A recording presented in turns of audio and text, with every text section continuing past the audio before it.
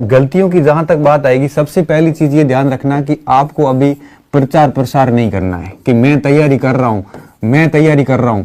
अगर ऐसा प्रचार करना शुरू कर दिया तो ध्यान रखना ये प्रचार प्रसार आपको ले डूबेगा।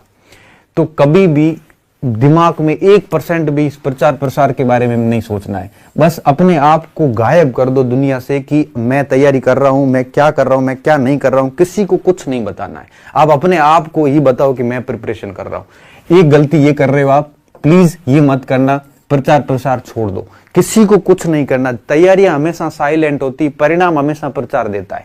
जितनी खामोशी से तैयारी करोगे ना उतना परिणाम निकलेगा, और जितना आप जोरों शोरों से प्रचार करके तैयारी करोगे उसका परिणाम आपको खामोश करेगा। तो प्रचार मत कीजिए, प्रचार आपका परिणाम अपने आप करेगा। आप सिर्फ और सिर्फ खामोशी के साथ तैयारी कीजिए, धीर गंभीर होकर तैयारी कीजिए और यही आपको मजा देगा। दूसरा, परिणाम के बारे में मत सोचिए। परिणाम के बारे में कब देखो, परिणाम, इसके अलावा पद की संख्या कितनी है, परिणाम के बारे में सोच लिया, पद की संख्या सोच ली, परीक्षा तिथि के बारे में सोच लिया, और ये सारी अगर चीजें सोची तो निश्चित रूप से आप भयभीत हो जाओगे। और भयभीत होने के बाद में हमेशा देखना, भय में कभी प्रदर्शन अच्छा नहीं होता है, भय में व्यक्ति का प्रदर्शन बिगड़ जाता है। तो कभी भी परिणाम के बारे में नहीं सोचना है कि मेरा रीट का परिणाम क्या होगा, क्या नहीं होगा। तो ये परिणाम के बारे में छोड़िए, परिणाम के बारे में बिल्कुल नहीं सोचना आपको। बस आपका काम क्या है मैं आगे बता रहा हूं।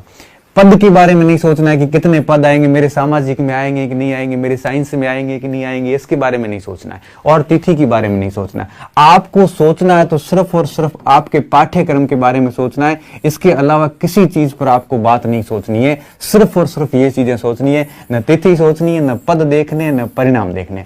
मैं कॉलेज असिस्टेंट प्रोफेसर की प्रिपरेशन कर रहा था और पदों की संख्या जब कम थी तो स्टार्टिंग में जब मेरे दिमाग में पद आते थे ना, तब दिमाग में हमेशा यही रहता था, यार इतने पदों में तो मेरा कहां से होगा।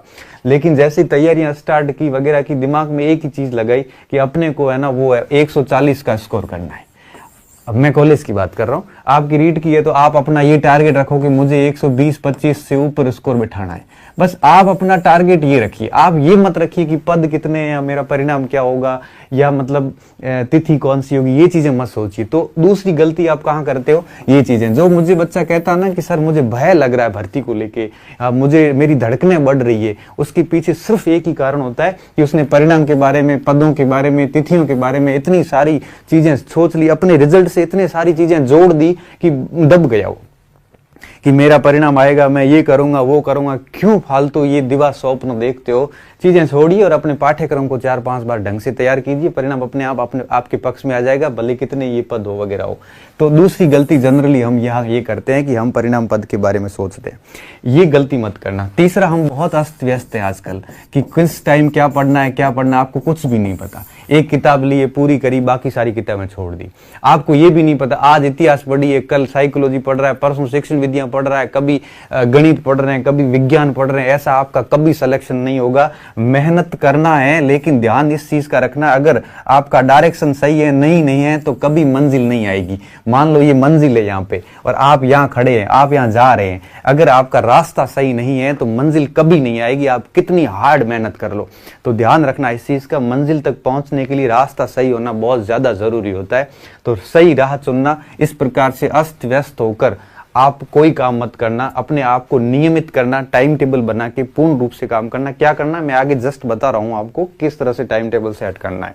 तो अस्त व्यस्तता की जो गलती आप करते हो वो मत करना। इसके अलावा 2 नावों पर सवार होने से बचना। अभी 4 महीने का टाइम है और ऐसी कंडीशन में अगर आप 2-3 परीक्षाओं पे फोकस करोगे, कुछ बच्चे कहते सर कॉलेज लेक्चर की करूं कि रीट की करूं। भाई औकात पे बात कर यार, कॉलेज लेक्चर की करेगी, रीट की करेगी, कहां सिलेबस में कॉमन कोई पॉइंट नहीं है।